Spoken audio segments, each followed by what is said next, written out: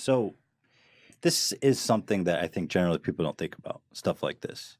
And my next question for you is, it seems that more and more in today's society and just the societies in the world today, people are more depressed, more anxious, more suicidal than ever before.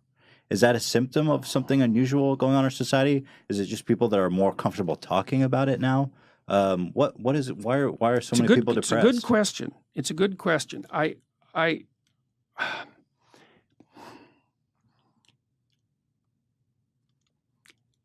I think at least part of it is the complexity of our society. It isn't certain how the future is going to lay itself out, and it isn't certain that what you knew in the past is going to be sufficient for you to move forward into the future. So there's lots of opportunity, but it's very complex. And it's not easy to keep up in our world.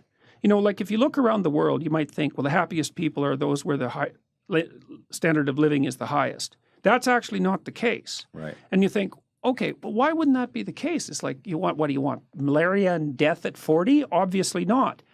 But then you think, okay, what's the price you pay for a high standard of living? Well, that's easy. You virtually always sacrifice the present for the future. You're always working. I mean, you guys, you're fairly influential and you've got this good thing going, but like it could crash at a moment's notice. You better keep your eye on it. And every day you're thinking, okay, this has to be done and this has to be done and this has to be done. And it pays off. I mean, you have a nice studio and I would presume a reasonably comfortable life, but it's not like you're not running on a treadmill to keep that going. And so that's security and it's health, but it isn't necessarily happiness, and it's certainly not necessarily freedom from anxiety. Sure. And I would say most people in the modern world, weirdly enough, have far too much to do. You know, 2 career families and a couple of kids. It's like, man, you're done. That's 60 hours a week of flat out work. Yeah. So, and that can be too much. And then I also think, because our society is philosophically unstable, and that's sort of reflected in this polarization, is that people are doubtful about whether their lives have any meaning, for example. You know, well, why bother? What's the use of it? Who cares? It's like, what difference is it going to make in a million years, you know? And life is hard, and if you just have a nihilistic viewpoint, then it's easy to be swamped by doubts and existential angst and all of that. And like, I think that's a mistake, because I think that your life can be very meaningful. It's proportionate to the responsibility that you take on. And you can learn that by watching when you're engaged in the world, you know, and what works to sort of protect you from feelings of isolation and doom. You know, and a lot of the lectures I have on YouTube are about exactly that. So I think part of it is the complexity of the modern world. Yeah. I also can't shake the sneaking suspicion that it has something to do with our diet.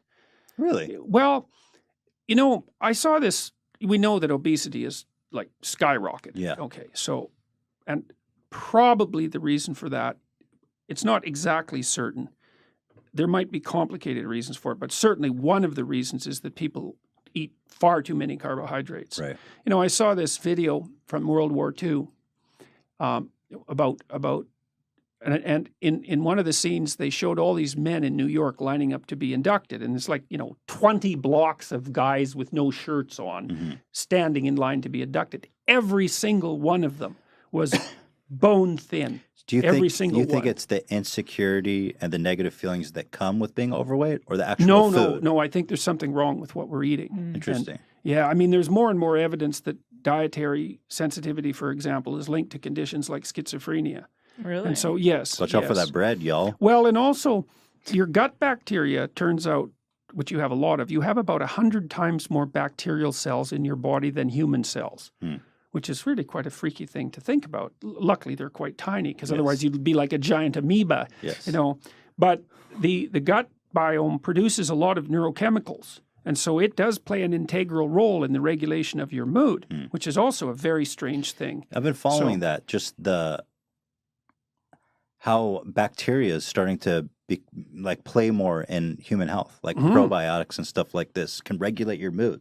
That's so freaky. Yeah, it is. That's for sure. Yeah. Well, and you know, one possibility is that Well, let's say you eat a lot of carbohydrates and sugar. Okay, so what happens is that you grow bacteria in your gut that really like carbohydrates and sugar. Right. Well, so then you think, well, I'm always having cravings for carbohydrates and sugar. It's like you're having the cravings, you think. Well, maybe not. Maybe what's happened is that, you know, through a Darwinian process, you've encouraged the growth of bacteria that really like sugar and carbohydrates. And you think that same bacteria is messing with people's mood? Maybe. Yes, it could, and it's also messing with their cravings. That's. I mean, we're really walking oceans, you know, like we're big creatures. Yeah. I mean, we're not big compared to like a Douglas fir or the sun, but like we're pretty big creatures, and we are liquid. Most of us is liquid, and you know, if you saturate yourself with carbohydrates and sugar, then you are invaded by the bacteria that live on those things, and so that's not necessarily so good for you.